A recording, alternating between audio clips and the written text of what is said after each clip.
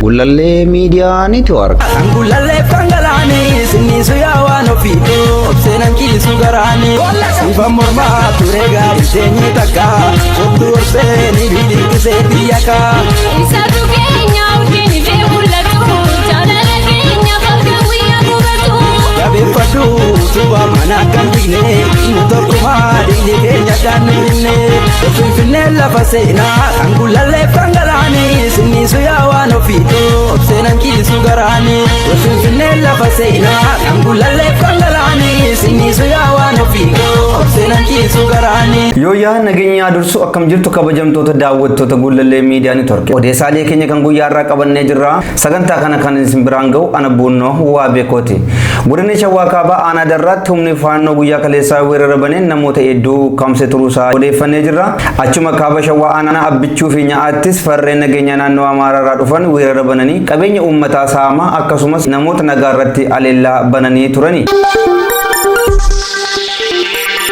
Odeessaalee keenya mata duree sadaffaan gama odeessaalee oolmaa wabootiin waraanni bilisummaa Oromoo lixa Wallaggaa Ona Beegii fi Gidaamii humnoota mootummaa irratti tarkaanfii fudhateen injifannoo galmeessee jira. Odeessaalee faannootiin magaalaan Baardaa kaleessa keessummoota mootummaa federaalaa fi naannolee keessummeessitee ooltetti muudamni haaraanis naannoo kana keessatti gaggeeffameera. Akkasumas fokkorri faannoon waraana banuudhaaf gaggeessaa ture akkam ta'e gara kamitti deeme kan jedhu walumaan kan ilaallu ta'a.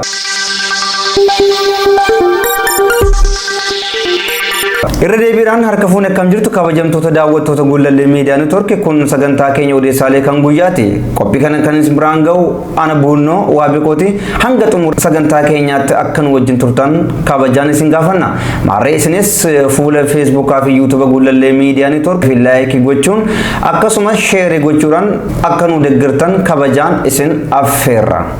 Godina Shawaa Kaabaa aanaa darraatti humni faannoo guyyaa kaleessaa weerara baneen namoota hedduu ukkaamsee ture. Humni fiinxaleessaa naannoo Amaararraa dhufe kunii fi akkasumas caasaa isaanii aanaa darraa keessatti tamsaafatanii turan fayyadamuudhaan guyyaa kaleessaa uummata Oromoo naannoo sana jiraatan gubbaatti weerara banee ture. Weerara baneenis qabeenya saba Oromoo dhaabbataa fi socho'aa ta'an kanneen akka loonii mana jireenyaa gubuudhaan qabeenya garagaraa saameeti ture. Humni fiinxaleessaa faannoo kun daangaa Oromiyaa cabsuudhaan yeroo gargaraatti uummata Oromoo irratti haleellaa banuun isaanii yaadatama. Haa ta'u malee irra caalaan weerara faannoo kanaan banamanii xiyyeeffannoo gama mootummaatiin hin arganne sabuma Oromootu ofirraa qolachaatee ture jechuudha. Guyyaa kaleessaa garuu weerara humni fiinxaleessaa kun baneen kan rifatan yookaan dallansuu keessa kan seenan dargaggoonni Oromoo akkasumas guutummaatti sabni Oromoo naannoo sana keessa jiraatanii garee fiinxaleessaa kana ofirraa deebisanii ofirraa haleelaniiti jiru. Kuni guyyaa har'aati jechuudha. Darraan guyyaa har'aa fiinxaleessaa Amaaraa dhufee ishee weerarte kana tokkummaadhaan baatee ofirraa lolteetii jirti. Aanaan darraa kun bakkawwan fiinxaleessaan Amaaraa kun ristii keenya jedhee gaaffii abbaa biyyummaa itti dhiyeessu keessaa bakka tokkodha. Naannoo kanatti caasaan mootummaa naannoo Oromiyaallee rakkoo kan qabu ta'uu isaatii fi akkasumas fiinxaleessaan kun Amaararraa ka'ee gara naannoo Oromiyaa dhufuurrayyuu caasawwan badiinsaa kan magaalaa darraa keessatti ijaarrate fayyadamuudhaan uummata Oromoo hedduu aleelaa ture, ajjeesaa ture, saamaa ture, dararaa ture. Caasawwan mootummaa naannoo Oromiyaa keessa garee badii kanaaf kan hojjetanis hedduun isaanii akka jiranuu fi akkasumas miidiyaaleen Oromoo namoota kana saaxiluudhaan mootummaan tarkaanfii akka irratti fudhatu gaafachaa turanii. Haa ta'u malee mootummaan faannoodhaan wajjin walitti bu'uu hin barbaadu obsa guddaadha kan inni obsaafii ture. Garuu guyyaa har'aa fiinxaleessaan kun eeganii daangaa Oromiyaa cabsuudhaan raawwatee booda uummanni Oromoo tokkummaadhaan ba'uun deeggarsa mootummaallee otoo hin gaafatiin uummanni kun fedha isaatiin meeshaa qabu meeshaa aadaa fi ammayyaa qabuun garee fiinxaleessaa kana ofirraa deebiseeti jira. Saba keenya baga milkooftan baga dammaqxan baga irraantan jenaanii muuxannoon kun godinaalee Oromiyaa garagaraatti deebi'ee kan itti fufu ta'uusaa abdii qabna akkasumas gara Wallagga Bahaa kana godinaalee Wallagga Bahaa aanota daangaa Amaaraa daangessan kanatti akkasuma fakkeenyummaan gaariin eegalame kun akkatti fufu humna fiinxaleessaa kana dhaabbachuun kan danda'amu ofirraa qolachuudhaani gareen kun garee nafxanyaati garee meeshaatti amanuudha garee ajjeesuutti amanuudha siyaasa barsiisuutti namanuu siyaasaan mareechuutti namanuu tokkummaa biyyaatti namanuu gareen kun garee olaantummaa mataasaa qofa barbaadu waan ta'eef uummanni Oromoo weerara irratti banamu kamiyyuu karaa itti dhufeen ofirraa deebisuu qaba. Muuxannoon kaleessaa fi har'a godina Shawaa Kaabaatti argame kun wanta jajjabeessaadhaaf wanta itti fufuu qabudha. Falli Oromoo gochuu qabu daangaa isaa humnaan cabsamee seenamu humnaan kabachiisifachuu qaba jechuudha. Kun fala xumuraa Oromooti. Gareen fiinxaleessaa kun dimokiraasiitti namanuu olaantummaatti amanaa jaalaletti namanuu fokkoratti amanaa. Kanaafuu sabni Oromoo daangaa isaa gama humna fiinxaleessaa kanaan cabu guyyaa kamiyyuu tokkummaadhaan wal ijaaree wal dhaga'ee farra Oromummaa ta'e garee faannoo kan ofirraa qolachuun qaba. Dhaamsa keenya dabarsina. Achuma kaaba Shawaa aanaa abbichuu feenyaattis farreen nageenyaa guyyaa kaleessaa fidheen gaddaa weerara bananii turani. Gareen fiinxaleessaa kun irra deddeebiidhaan gara Shawaa kaaba kana kan inni aleelaatii ture weeraraatii ture. Haa ta'u malee sabni Oromoo godina kana keessa jiraatu yeroo baay'eetti miidhaa guddaan dararaa guddaan irra gaati ture miidhamaati turanii qabeenyi isaa dhabaa ture itti du'aa ture itti ajjeefamaa ture uummati Oromoo godina kana keessa jiraatu garuu guyyaa dheengaddaatii fi guyyaa kaleessaa wanti gaariin ta'e tokko uummanni godina kana tokkummaadhaan ka'eeti farreen nageenyaa kana kan ofirraa deebise fiinxaleessaan kun qabeenya Oromoo eegga saamee booda gara biyya isaatti achi deebi'u gara daangaa naannoo Amaaraatti deebi'eeti ture uummanni Oromoo garuu kallattii afuriin dargaggeessi Oromoo maanguddoon Oromoo guutummaadhumatti uummanni Oromoo tokkummaadhaan wal ijaaramuudhaan bakka afuriin itti marsanii qabuudhaan daangaa jiraa cabe kana deeffatanii sana qofatu hin taane qabeenya saamaman deebisuudhaan akkasumas farreen nageenyaa faannoo jedhanii of waaman kanatti adabbii godhaniitu jiru. Irra caalaa jira adaba du'aanii adabaniiru kaan afaan hedduun madaaniiru akka gammaddi keenya ibsutti yoo xiqqaate humnooleen fiinxaleessaa Amaaraa kun 26 yoggaa du'aan adabamanu naannoo 59 kan ta'an immoo madaaniiru. Kana malees meeshaan gurguddaan isaanitti fayyadamaa turan irkaa fuudhamuudhaan harka poolisii Oromiyaatii galee jira. Gama biraatiin poolisiin Oromiyaa weerara fiinxaleessaan Amaaraa kun raawwateen rifachuudhaan uummata isaa cina dhaabbachuudhaan yeroo jalqabaatiif gaachana Oromoo ta'uu isaa mirkaneessitee jira. Poolisiin Oromiyaa kun waggoota 5 darbaniif kanaaf yakka gurguddaa uummata Oromoo irratti dalagee jira. Abbaa isaa fi haadha isaa gubbaatti hojii farra namummaa ta'e hojjetee jira. Ajjeesee qoree deemsuun ajjeesee jira, fannisee jira, dudduubatti hidhee mana irratti gubee beelesee gadi rakkiseeti jira. Poolisiin Oromiyaa maatii keessaa ba'e kana garuu guyyaa kaleessaa poolisiin kun yeroo jalqabaatiif gaachana saba isaa ta'eeti jira. Kanaaf galatoomaa jenna. Namni gaafa dogoggora uumeen hin qeeqna. Namni immoo gaafa hojii gaarii hojjetu immoo hojii gaarii hojjette tajannee beekamtii laannaa fi beekamtii wal ilaachuun immoo gara fuula duraatti hojii gaggaarii akka hojjennuuf kan nu jajjabeessu ta'a. Duudhaan keenyas duudhaan Oromummaas immoo kanuma nu ajaja. Sanas ta'u kanas poolisiin Oromiyaa guyyaa kaleessaa gatii dhiigaa kaffaltan saba keessan bira dhaabbattan yeroo jalqabaatiif haa ta'u iyyuu malee uummata Oromoo golgitan quuqaa saba keessanii kan baastanii mul'istan saba keessaniif kan duutan yookaan kan madooftan poolisiin Oromiyaa guyyaa kaleessaa aanaa abbichuu fi nyaa'aatti raawwattan galatooma baga deebitanii baga yaaddanii baga saba keessan bira dhaabbattanii jennaan. Ayyan kabajamtoota daawwattoota keenya sagantaan keenya kun odeessaalee kan guyyuutii kan isin biraan gaa jiru immoo ana buunnoo waa beekooti. Odeessaalee keenya sadaffaatiin gama waraana bilisummaa Oromootiin injifannoo arganne bira deemna. Waraanni bilisummaa Oromoo tarkaanfii humnoota mootummaa irratti fudhateen injifannoo guddaa galmeessee jira. Waraanni bilisummaa Oromoo kun imala qabsoo taasisaa jiru keessatti meeshaan baay'ee isa barbaachisaa. Waraanni kun biyyoota garaagaraarraa biyyoota ollaarraa akkasumas qaama biraarraa deeggarsa meeshaa hin qabu. Humnuma isaatiin kufee du'ee kuffiseeti diinarraa meeshaa kan hiikkataa jiru. Meeshaa hiikkatu kanaan miseensota isaa leenjisuudhaan haaraa hidhachiisuudhaan loltummaadhaaf jajjabummaadhaaf loltoota isaa qopheeffata. Kanaafuu waraana keenya bira dhaabbachuun waraana bilisummaa Oromoo deeggaruu maallaqaan humna qabnuun beekumsa qabnuun waraana bilisummaa Oromoo bira dhaabbachuudhaan gaachanni saba Oromoo kun jabaatee fuulduratti akka deemu jajjabeessuun dirqama Oromoota hundumaati jenna. Uummanni Oromoo alaaf biyya keessa jirtan waraana keessan kana jajjabeessa. Wabiin Oromoo waraana kana qofa abdiin Oromoo hanga waraanni kun jirutti kan jiraata ta'u Oromoon waraana kana malee firan qabu. Oromoon diina gidduu jira. Gama biraan fiinxaleessaan Amaaraa Oromummaa balleessuu barbaada. Gama biraan mootummaan kun Oromummaa cabsuu barbaada. Egaa Oromummaan rakkoowwan dinagdee fi siyaasaa akkasumas kan waliinsaa gidduu jiru dandamateeti kan inni qabsoo kana geggeessaa jiru. Dandamachuu qabsoo Oromoo keessaa immoo shoora guddaa kan taphataa jiru qaxaleewwan ijoolleewwan qeerroowwan kaleessaa barsiisota kaleessaa hojjettoota mootummaa kaleessaa yookaan barattoota yuunivarsiitii kaleessaa har'a immoo waboo keessa jiran kanantu gahee guddaa qabu. Waboo nuuf haa jiraatu, nuuf haa margu, nuuf haa lalisu, gara fuulduraatti nuuf haa deemu jenna. Nutis gama keenyaan sagalee ta'uu itti fufna. Uummata Oromoos qabeenya qabuun karaa meeshaatiin loojistikii waraanaatiin reeshina dhiyeessuudhaan waraana isaa cina akka dhaabbatu dhaamsa keenya dabarsina.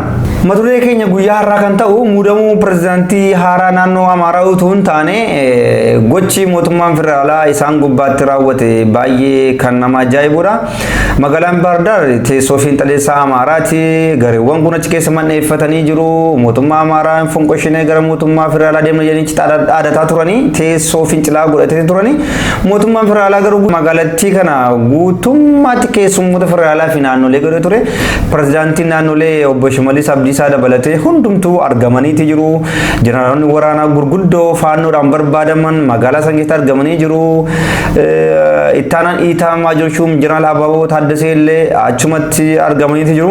Gareen fiinxaleessaa kun okkora afaanii lola afaanii waraana afaanii geggeessa malee lafa irratti humna akka hin qabne lafa irratti wanta gochuu akka hin dandeenye kan bira geenye.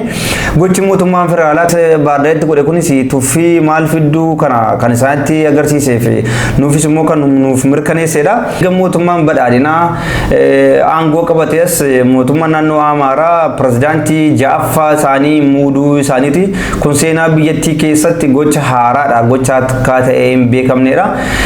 Naannoon sun fiinxaleessaa oomishuurraa kan hafe nama barate bor nama fayyadu nama biyya bushuu nama dandeettii hoogganummaa qabu nama biyya hoogganu argachuu hin dandeenye pirezidaantonni achitti muudaman kamiinuu garee fiinxaleessaa kana wajjin hidhata godhatu.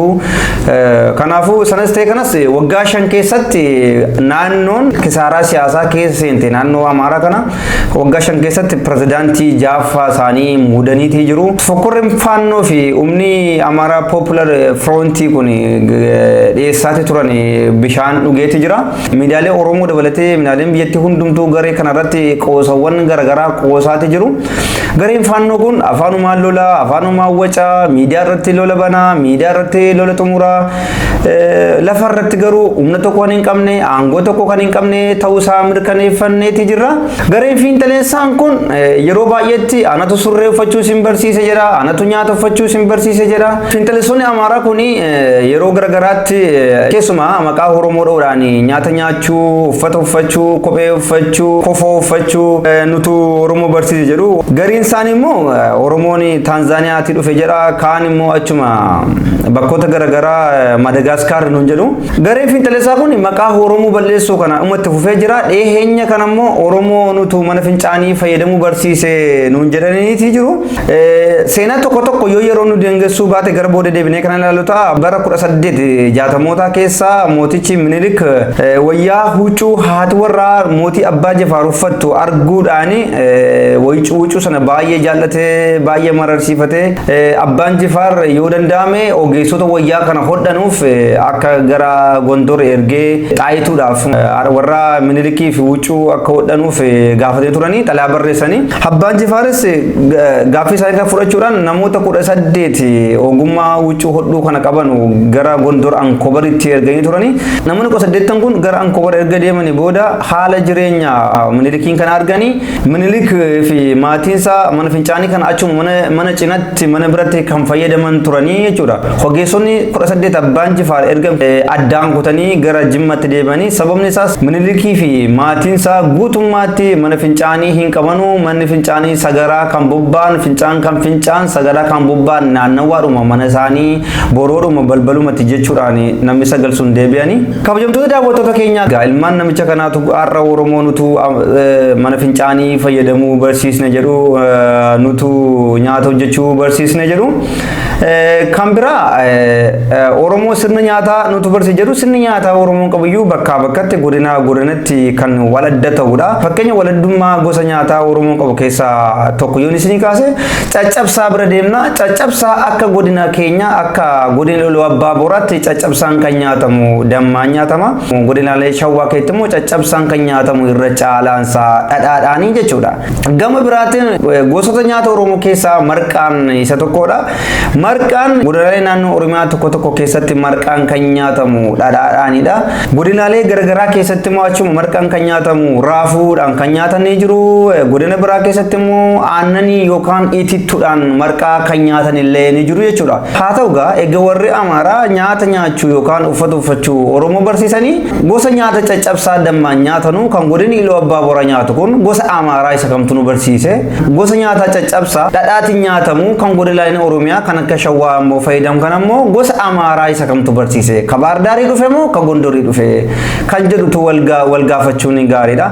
Guutummaatti gareen fiinxaleessa Amaaraa kun ayidooloojii hin qabu, ayidooloojii doofummaadha. Ayidooloojii jaarraa 19ffaa dura du'eera kan inni fayyadamu. Gonkuma gareen kun ammayyaa'ummaa keessa seenuu hin barbaadu. Demokiraasiin isaaf hin galu, seerri isaaf hin galu, wajjin jireenya hawaasummaa isaaf hin galu, hiiki biyyaallee isaaf hin galu, biyya jechuun maal akka ta'e isaaf hin galanu. Hunduma keenya jedha. Gareen fiinxaleessaan kuni kabajamtoota daawwattoota keenya sagantaa kana dhiyeessuun kan isin faana ture ana buunnoo waabeekooti. Isinis sagantaa keenya kana akka jaallattanu abdiin qabna. Marree fuula Facebook fi YouTube Gullallee Miidiyaa Neetwoork subscribe gochuudhaan deeggarsa keessan akka nuuf arjoomtan isin gaafanna. Radeebiidhaan galatoomaa nagaan oola.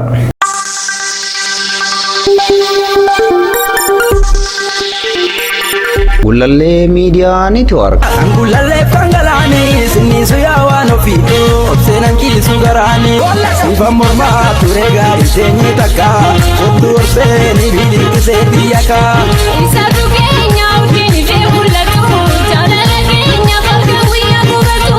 Jabeeffadhu suba mana kan dhigne nu tokkumaa dhigne keenya kan dhigne.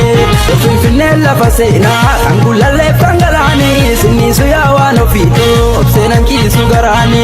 Finfinnee lafa seenaa kan gullallee fangalaani sinni suyaawaan ofiitu obseenan kiisu garaani.